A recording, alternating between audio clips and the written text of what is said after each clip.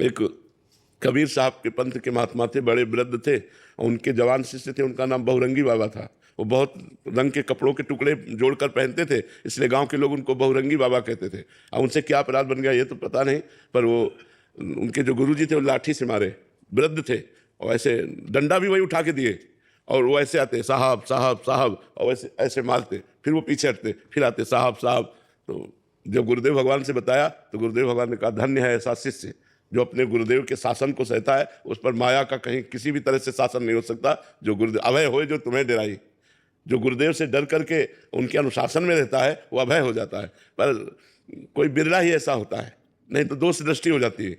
मान लो निकाल दे, वहीं दरवाजे पे बैठे रहो, यहाँ से भी हटो, वहाँ बैठ जाओ, वहाँ बैठ गए, लेकिन हम आपके यहाँ जाएँ कहाँ, आपके सिवा हमारा कोई ठौर नहीं। ये है मान रहित। इसीलिए गुरुपद पंकज सेवा तीसर भक्ति अमान, मान रहित होकर गुरु की सेवा करना।